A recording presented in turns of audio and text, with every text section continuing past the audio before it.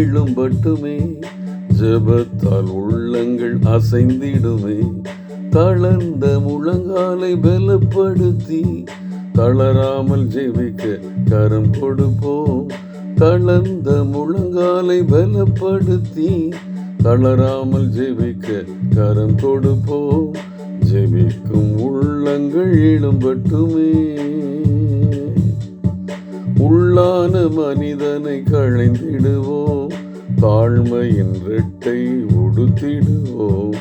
உள்ளான மனிதனை களைந்திடுவோம், தாழ்மையின் ரெட்டை உடுத்திடுவோம். ஆண்டவர் பாதம் அமர்ந்திடுவோம், தேசம் சேமம் அடைந்திடுமே. ஆண்டவர் பாதம் அமர்ந்திடுவோம், தேசம் சேமம் அடைந்திடுமே. ஜெபிக்கும் உள்ளங்கள் எழும்பட்டுமே.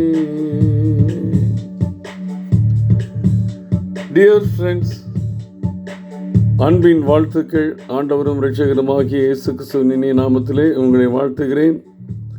துவங்கியிருக்கிற இந்த புதிய மாதம் நமக்கு எல்லா நலன்களும் வளங்களும் ஆண்டவரை கிட்டி சேர்கின்ற அந்த முக்கியமான காரியத்திலே நம்மை அதிகமாக பலப்படுத்துகின்ற வண்ணமாக இருக்க கர்த்தர் தாமே கிருபை செய்வாராக. நம்முடைய ஏக்கங்கள், விருப்பங்கள் அனைத்தையும் நிறைவு செய்கின்ற ஒரு மாதமாக அமையட்டும். எல்லாவற்றுக்கும் மேலாக ஆண்டவருக்கு முதலிடம் கொடுத்து அதனால் வருகிற நிறைவான ஆசீர்வாதத்தை பெற்றுக்கொள்கிற காலமாக இந்த காலம் இருக்கட்டும். இன்றைக்கு கொஞ்சம் பொறுத்திருக்கலாமே அப்படின்னு சொல்லி சில நேரங்களிலே நாம் நினைப்பது உண்டு. இது பல்வேறு நிலைகளிலே நமக்குள்ளே வருகின்ற ஒரு கேள்வி. கொஞ்சம் தப்பு பண்ணிட்டோமே, கொஞ்சம் பொறுத்திருக்கலாமே அப்படின்னு சொல்லி 1 கொரிந்தியர் 4ஆம் அதிகாரம் அந்த 1ஆம் வசனத்திலிருந்து நாம் வாசிக்கும் பொழுது, பிறரை குறித்து தீர்ப்பு சொல்லுகிறதை குறித்து பவுலடியார் எழுதியிருக்கிறதை நாம் தியானித்து கொண்டிருக்கிறோம். என்னை குறித்து மற்றவர்கள் சொல்கிற தீர்ப்பு, என்னை குறித்து நானே எடுக்கிற முடிவு, இவைகளை காட்டிலும் ஆண்டவர் எடுக்கிற அந்த நியாய தீர்ப்பே முக்கியமானது. ஏன்னா நம்மை நியாயம் தீர்க்கிற ஒரு கர்த்தர், அவர் தான் சரியாக தீர்ப்பார். அதனால் என்னை குறித்து மற்றவர்கள் குற்றம் சொல்லும் பொழுது கவலைப்படாதீங்க. நானே தவறான முடிவு எடுத்தாலும் அதை பற்றி அசட்டை பண்ணி தூக்கி எறிச்சிருங்க. ஆண்டவருடைய பாதத்தில் அமர்ந்து அவர் என்னை நியாயம் தீர்ப்பதற்கு தகுதி படைத்தவர் அவர் மட்டுமேங்கிற உணர்வோடு காத்திருங்கன்னு சொல்கிறாங்க. அப்போ 3 காரியங்களை பின்பாக பவுலடியார் உணர்த்துகிறதை பார்க்கிறோம். தீர்ப்பு சொல்வதற்கு ஒரு காலம் உண்டு, அதுக்கு முன்னால் முந்திக்கிறாதீங்க. சில நேரங்களில் நம்ம சில மனிதர்களை வேகமாக நம்ம என்ன பண்ணிடுறோம், ஜட்ஜ் பண்ணிடுறோம். அப்புறம் தான் தெரியுது, ஆஹா தப்பு பண்ணிட்டோமே, தவறான ஒரு குற்றச்சாட்டை அவங்க மேலே வச்சுட்டோமேன்னு சொல்லி வருத்தப்படுகிறதை நாம் பார்க்கிறோம். ஆனால் நாம் வருத்தப்படுவதை காட்டிலும் தவறு செய்யாமல் ஒருத்தர் ஒரு தவறான பழியை சுமப்பார்னா எவ்வளவு கஷ்டம் இருந்திருக்கும். குறிப்பாக மீனியல்ஸ், நம்ம கீழான உள்ளவர்களை எளிதாக நம்ம ஜட்ஜ் பண்ணிடுறோம். வீட்டில் ஒரு வேலை பார்க்குற ஒருத்தவங்க வச்சுங்களேன், பொதுவாகவே ஒரு உதாரணத்துக்கு ஏதோ ஒரு பொருளை காணணும்னு சொன்னோடனே முதல்ல நமக்கு என்ன எங்கே போகும்னா அவங்க மேலே தான் போகும்.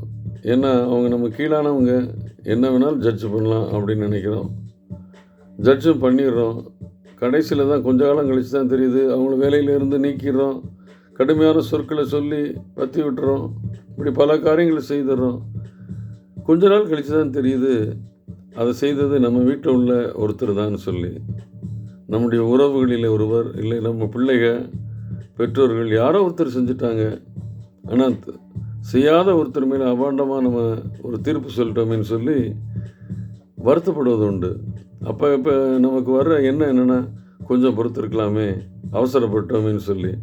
இப்படி தான் அநேக காரியங்களை நாம் தினந்தோறும் செய்து கொண்டிருக்கிறோம். காலம் வரும், அதைத்தான் சொல்கிறாரு 1 கொரிந்தியர் 4ஆம் அதிகாரம் 5வது வசனத்தில், ஆனதால் கர்த்தர் வரும் அளவும் நீங்கள் காலத்துக்கு முன்னே யாதொன்றை குறித்தும் தீர்ப்பு சொல்லாதிருங்கள். நம்ம சொன்னது ஒரு சின்ன உதாரணம். ஆனால் திருச்சபையிலே ஊழிய பாதையில் ஈடுபடுகிறவர்கள் மேலே நாம் வைக்கிற குற்றச்சாட்டு இருக்கே, அதை என்ன பண்ணிடக்கூடாது, நம்ம நினச்சதை சொல்லிடக்கூடாது. இன்றைக்கி அதுதான் நடக்குது. நினச்ச உடனே எதையாவது குற்றம் சொல்லி அது ஆராய்ந்து பார்க்காம தீர்ப்பு அளிச்சிடுறோம். விளைவு பிரிவுகளை உண்டாக்குறவர்கள் தான் அப்படி செய்வாங்கன்னு சொல்லி வேதம் தெளிவாக சொல்லுது. ஆண்டவர் அப்படி செய்ய மாட்டார். ஏனென்றால் எசேக்கியேல் தீர்க்கதரிசியின் புத்தகத்தை வாசிக்கும் பொழுது கொழுத்தாடுகளாக இருந்தாலும் சரி, இளைத்தாடுகளாக இருந்தாலும் சரி, அவர் ஒரே மாதிரியாக தீர்ப்பு சொல்வார்னு சொல்லி வேதம் சொல்லுது. அப்போ நம்ம ஆண்டவர் தீர்ப்பு சொல்லுகிற காலம் வரை நாம் காத்திருக்கணும். கொஞ்சம் காலம் பொறுத்திருக்கலாமே. நானும் அவசரப்பட்டுட்டேனே. இன்றைக்கு ஊழியர்கள் மேலே, இல்லை ஊழியத்தை செய்ய உடன் ஊழியர்கள் மேலே, இல்லை பணி செய்கிறவர் மேலே, பணியாளர்கள் மேலே, சாதாரண ஒரு மனிதர்கள் மேலே நம்ம வைக்கிற குற்றச்சாட்டை ரொம்ப கவனத்தோடு செய்யணும். அது தவிர்த்துறது நல்லதுங்கிறது தான் வேதம் சொல்லுது. ஏனென்றால் ஆண்டவர் வரப்போகிறாரு. கொஞ்ச காலம் பொறுத்துருங்க, அவர் தீர்ப்பு சொல்வார். அவங்களுக்கு கொடுக்கப்பட்ட ஊழிய பாதையில் அவங்க நிறைவேற்றுகிற காரியங்களை ஜட்ஜ் பண்ணுறது ஆண்டவர். ஊழியம் ஆண்டவர் கொடுத்தது இருக்குது. நான் போய் அவங்க மேலே குற்றச்சாட்டை வைக்கிறது தவறு. அதனால் கொஞ்ச காலம் பொறுத்திருக்கிறோம்.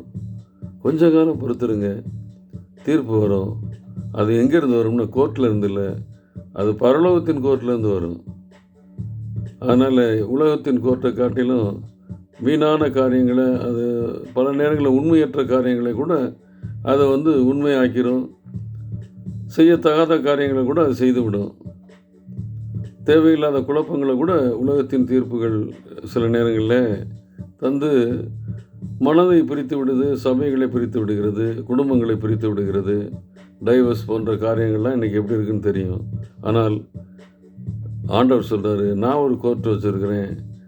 அதில் கொஞ்சம் பாயிண்ட்டு கூட தப்பு வராது, கரெக்டாக இருக்கும். அந்த தீர்ப்புக்கு பொறுத்துருங்க. கொஞ்ச காலம் பொறுத்திருக்கலாமே.